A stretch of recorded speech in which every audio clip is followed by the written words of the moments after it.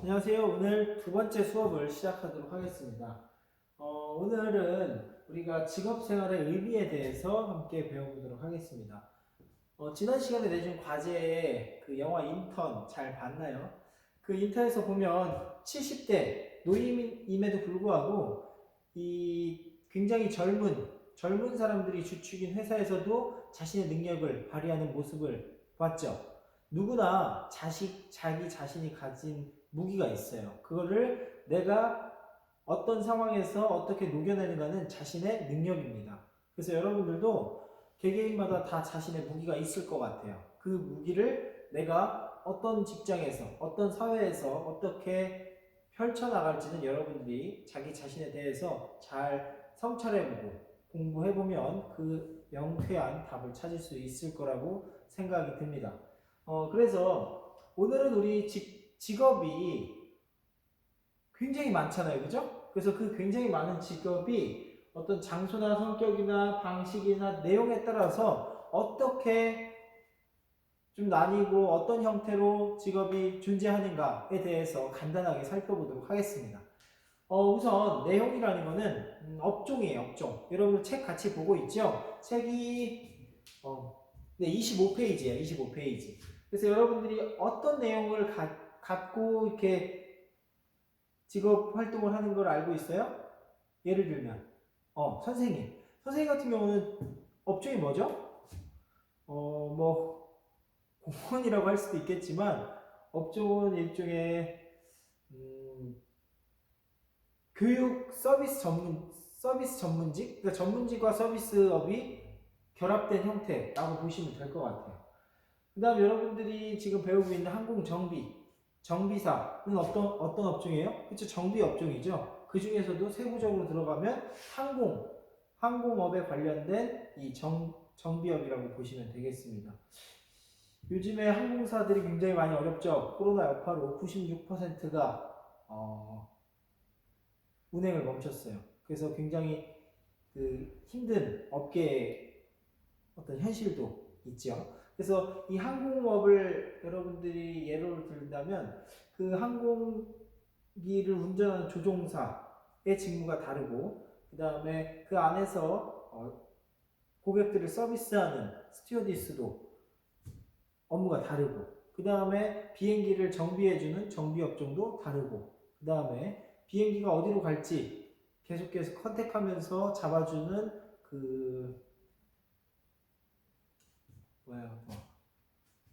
그치, 관제사도 업종이 다르죠. 그래서 이런 하나의 이 산업에서도 안에서 갖고 있는 이 직업의 형태는 굉장히 다양할 수가 있어요. 자, 그 다음 장소는 내가 일하는 장소가 집이 될 수도 있고요. 그걸 뭐라고 하죠? 그렇죠. 원격 업무라고 하죠. 원격 업무, 재택근무를 통한 원격 근무를 한다. 이렇게 얘기를 할 수도 있겠고, 쌤처럼 직접 학교에 나오면은 학교가 될 수도 있는 거고, 그 다음에 뭐 건축업을 한다. 이러면은 내가 건축 행위를 하는 곳이 내 근무 장소가 되는 거죠. 그래서 이 장소에 따라서 직장을 또 나눠볼 수가 있겠고, 그 다음 뭐 성격, 그 다음 방식에 따라 여러 가지로 직업을 분류할 수 있는데, 여기서 중요한 거는 이 직업 안에서 나오는 용어를 여러분들이 이해하시는 게 오늘 포인트인 것 같아요. 탄력근무제, 그 다음 근로선택제, 집약근무제, 뭐 근로계좌제, 다양한 뭐 이름 붙이기 나름이에요. 뭐 저게 이름 붙이기 나름대로 굉장히 다양한 형태의 근로 형태가 있는데 여러분들이 뭐 암기하듯이 외우는 것보다는 이해하면서 여러분들이 저걸 보시면 훨씬 더 한 번 보는 단어도 금방 뭔지 유추할 수 있을 거예요. 탄력근무제 뭘까요? 여러분들이 근로자가 아니라 잘 모를 수도 있어요. 근데 여러분들이 1년 후면 근로자가 되기 때문에 아셔야 됩니다. 탄력 근로제는 뭐냐면 예를 들면 1일 표준 근로시간이 8시간이죠. 그 8시간 근무를 예를 들면 뭐 아침 9시에서 저녁 6시까지가 아니라 나는 좀 밤에 일하는 게 좋다. 그러면 12시부터 저녁 8시까지 뭐 근로를 하든지, 난 아침에 좀 더 일찍 출근하는 게 좋다 이러면 뭐 새벽 5시부터 몇 시인가요? 오후 2시인가요? 오후 1시 뭐 이렇게 탄력적으로 내가 근무 시간을 조정해서 다니는 그런 형태를 탄력 근로제라고 합니다. 업종으로 보면은 IT 업종이 이 방식을 많이 지금 도입 중에 있어요. 일반적이진 않지만 탄력 근로제가 그 IT 업종을 중심으로 좀 많이 지금 시작되고 있는 단계라고 보시면 됩니다. 밑에 뭐 근무 선택제라든지 집약근무제, 근무 계좌제 다 비슷한 일맥상통한 내용들이에요. 내가 근무를 하는 데 있어서 총 근로시간을 정해놓되 내가 하고 싶은 날에 선택해서 할 수 있다라는 취지의 어떤 유연근무제의 한 방식이라고 다 보시면 됩니다. 예를 들면 여러분들이 지금처럼 뭐 8시 반부터 오후 4시 반까지 정해진 수업 시간 내에 꼭 학교에 와야 되는 거는 이러한 유연한 근무제와는 거리가 멀죠. 만약에 유연한 근무제가 학교에도 도입이 된다면 여러분들 오고 싶은 대로 오면 되는 거야, 학교에. 대신에 학교에 머물러 있는 시간은 그렇죠, 정해져 있는 거예요. 미래는 뭐 그런 일이 일어날 수도 있겠지만 그렇게 되려면은 아무래도 로봇가 수업을 하고, 왜냐면 선생님들이 여기 매일 있을 수 없으니까요, 그죠? 그런 시대가 온다면 그럴 수도 있겠네요. 그래서 그런 내용들 아시면 되고요. 그 다음에 두 번째는 아까 나왔지만 요즘 재택근무가 많아지고 있어요. 재택근무 뭘까요? 맞습니다. 재택, 집에서 근무를 한다는 거예요. 요즘에 코로나 여파로 강제 재택근무를 하게 된 회사들이 굉장히 많이 있어요. 요즘에는 이 지구 반대편에서도 메일을 주고받을 수 있고, 그 다음에 실시간으로 화상통화를 할 수도 있고 하기 때문에 재택근무가 옛날에는 완전히 불가능한 그런 영역이었는데 요즘 많이 좀 일반적이어진 것 같아요. 그럼에도 불구하고 재택근무의 어떤 단점들 이런 게 아직은 있죠. 뭐가 있을까요? 맞아요. 대면보다는 좀 전달력이나 이런 게 약해요. 이 확실히 인간 사회적 동물이라 그런지 몰라도 실제 대면하고 만나서 얘기하는 것과 이 카메라 속 여러분들과 내가 만났을 때가 조금 미묘하게 달라요. 그래서 일반 회사에서도 이 재택근무를 지금 열심히 하고 있는데 여러 가지 애로사항이 있다고 인터뷰를 하더라고요. 네, 그런 거. 그 다음에 원격 근무. 뭘까요? 원격 근무. 방금 얘기한 것과 비슷한데 조금 다르죠. 원격 근무는 이 컴퓨터, IT 기기를 이용해서 근무를 한다는 거예요. 사실 요즘에 많은 업종들이 실제 서비스를 내가 직접 해야 되는 노동보다는 컴퓨터를 이용해서 원격으로 할 수 있는 일도 많아졌기 때문에 이런 원격 업무가 굉장히 많이 늘어났죠. 그렇기 때문에 이 IT를 다루는 하드웨어, 소프트웨어를 다루는 기술이 굉장히 미래에는 중요해질 수가 있습니다. 여러분들도 꼭 유념을 해주시고요. 그렇게 우리가 직업을 이 다양한 4가지 방식 속에서 우리가 한번 생각을 해봤습니다. 여러분들은 내가 어떤 업종에 좀 잘 맞을까? 그 다음에 내가 어떤 장소에서 내가 일을 하는 게 난 좀 좋을까? 그 다음에 내가 어떤 근무 성격을 갖고 있는 데서 일하는 것이 좋을까? 내가 어떤 방식으로 근무하는 것이 좋을까를 잘 고민해 보세요. 잘 고민해 보시고 그거를 이게 체크리스트에 체크를 해 보시면 여러분들이 어떤 직업에 적합한 학생들인지 대충 여러분들이 이 가이드라인을 잡을 수 있는데 좀 도움이 될 수 있을 것 같아요.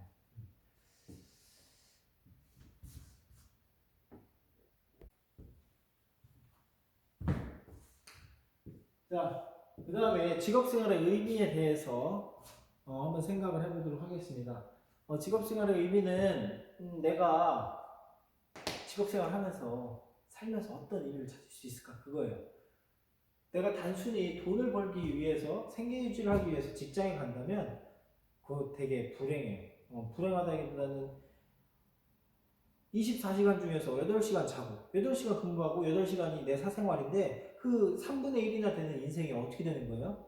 무의미한 그냥 돈을 벌기 위한 그냥 없어지는 그런 시간이 되잖아요. 얼마나 불행해요? 인생의 3분의 1이 그렇게 그 의무감에 일을 한다면 여러분들이 그 3분의 1도 좀 행복한 인생을 하고 싶다라고 한다면 이 직업생활의 의미를 잘 생각해 보셔야 됩니다. 여러분들은 내가 어떤 것을 하면서 의미를 찾을 수 있을지 학교생활도 마찬가지예요. 학교생활도 내가 어떤 학교생활 활동을 하면서 의미를 찾을 수 있을까 고민을 해보시면 학교생활을 즐겁게 할 수 있습니다.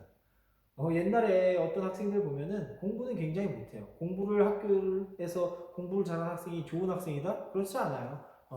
그 학생은 공부는 잘 못했지만 학교 와서 선도부 활동을 굉장히 열심히 했어요. 그래서 아침 일찍부터 나와가지고 이 교문 앞에서 학생들 지도하고 그 다음에 뭐 급식 먹을 때 뭐 새치기한 애들 이렇게 단속하고 그 다음에 뭐 방과 후에 나가가지고 밖에서 흡연하는 학생들이 있는지 잘 살피고 이런 거 하면서 자기의 어떤 학교 생활의 의미를 찾았던 것 같아요. 그거 이외에도 또 다른 학생은 동아리 활동을 굉장히 열심히 했던 학생이 있어요. 그 학생은 학교에 와서 공부하는 것보다 동아리 활동하면서 자기가 좋아하는 어떤 기능 기술들을 개발하는 거에서 훨씬 더 재능을 느끼면서 즐겁게 학교 생활을 했던 친구들도 있어요. 학교 생활은 무조건 와서 공부 열심히 해서 시험을 100점 맞는 잔치를 하는 공간이 아니에요. 여러분들이 어떤 것을 내가 좋아하고 어떤 것을 잘할 수 있는지에 대한 가능성을 좀 발견해보는 그런 공간이 돼야 되는 게 바람직한 것 같아요. 그래서 여러분들 학교를 언제 오게 될지 모르겠지만 오시게 되면 자기가 어떤 것을 하면서 내가 학교 생활의 의미를 찾을 수 있을까 잘 좀 고민해 봤으면 좋겠어요. 하나하나 다 내가 역할을 줘가지고 그 학급 회의, 학급 활동을 하는 것도 그러한 측면에서 하는 게 커요. 여러분들에게 각각의 임무를 부여해 주고서 그거를 잘 수행해 나가면서 자기 능력을 발견하는 그런 기회가 되면 좋겠습니다. 자, 그래서 직업생활의 의미 보시면 이런 것들이 있어요.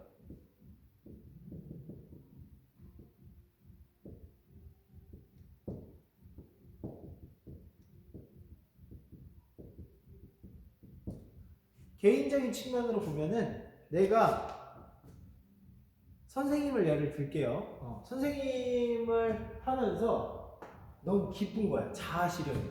막 애들을 가르치고 또 혼내는데 그리고 얘 그 과정을 통해서 이 사람으로 만들어 나가는데 일조를 하는 데 있어서 굉장히 기쁨을 느끼는 거야. 나 스스로 자아가 막 향상이 돼. 이걸 자아 실현이라고 하는 거야. 실제로 내가 그럴까? 그래요. 진짜로 스님이 이렇게 수업 밖에 오늘 선거 유세 때문에 굉장히 시끄러워요. 막 시끄러운 음악 틀어놓고 지금 막 선거 활동하고 있는데 저런 고민보다는 쌤은 좀 정책적인 고민이나 더 많이 하는 그런 국회의원이 국회로 갔으면 좋겠습니다. 여러분들도 지금 60여 명의 학생 중에서 선거를 하는 친구들 15명 내외로 알고 있는데 이 15명 학생들은 자신에게 부여받은 그런 권리, 투표는 권리니까요.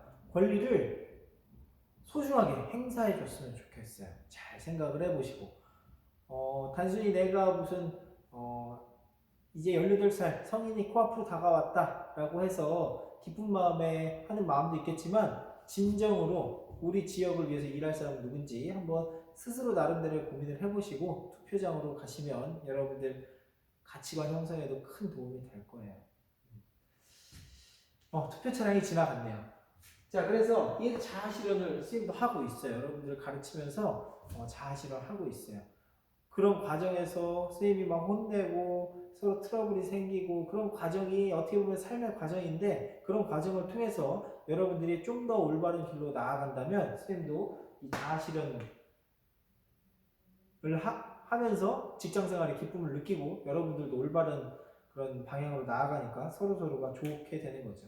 그 다음에 사회생활. 선생님이 학교를 근무하면서 알게 되는 많은 스님들과 그다음 교직원분들이 계시잖아요. 그분들과의 어떤 관계 형성, 이런 걸로도 직업생활의 의미를 찾을 수 있다라는 거예요. 그 다음에 뭐 또 뭐 전문성이 있겠죠.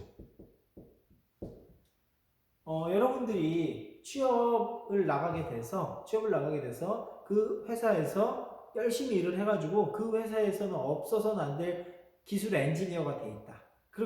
그러면 그 정도의 실력을 가진 기술 엔지니어면 다른 회사에 얼마든지 스카우트해서 넘어갈 수도 있고요. 내가 직접 회사를 차려가지고 업체를 운영할 수도 있어요. 그래서 그런 게 전문성. 쌤도 뭐 열심히 이렇게 여기서 전문성 있게 강의를 하다 보면 나중에 시대가 바뀌어가지고 뭐 교육, 뭐 인강 서비스 하는 데도 갈 수 있고 뭐 그렇게 되겠죠. 그래서 직장생활 하면서 이 전문성을 기르는 것은 상당히 중요한 측면이라고 또 생각이 들어요. 그 다음에 사회적 측면에서는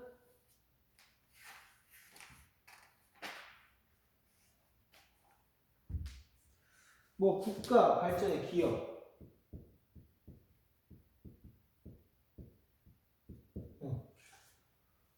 자기 자신이 열심히 한 연구가 대박이 났어요. 막 내가 한 연구가 대박이 나가지고 갑자기 코로나 치료제를 막 발명했어요. 이러면은 자아실현도 하고, 그 다음에 내가 그 분야에 대해서 전문성도 생기고, 그 다음에 많은 세계 국가들과 긴밀히 협의를 하면서 사회생활도 열심히 하면서 잘 생길 테고, 글로벌하게. 그 다음에 국가 발전에도 큰 기여를 하는 거겠죠. 그래서 여러분들이 사회 곳곳에서 자기가 맡은 직업에 대해서 열심히 하다 보면은 이런 여러 가지 측면에서 충족될 수 있습니다. 근데 내가 만약에 그냥 회사 뭐 돈 벌러 그냥 시간대로 가는 거지 뭐 라고 생각이 들면 이게 될까요 이게? 안 되겠죠? 전문성 안 생기죠. 뭐 전문성 생기겠어요? 사회생활 뭐 좋게 보기 그런 동료가 좋게 보이겠어요? 안 되죠. 국가 발전에 도움이 됩니까? 전혀 안 됩니다. 그렇기 때문에 여러분들이 이 내가 즐거워하는 직종이 뭔지 이 성공적인 직업생활 격고 안에서 잘 고민해 보시고 선택을 해야 이렇게 자아실현, 전문성, 사회생활, 국가 발전에 기여하는 근로자가 될 수가 있습니다. 자, 오늘 마지막으로 배운 내용에 대해서 한번 키포인트 짚고 넘어가겠습니다. 오늘 배운 단어 뭐가 있습니까? 재택근무, 그 다음에 원격 근로, 그 다음에 탄력근무제, 그 다음에 근무선택제, 뭐 집약근무제, 근무계좌제 등의 유연근로에 대해 알아봤고요. 거기까지인가요?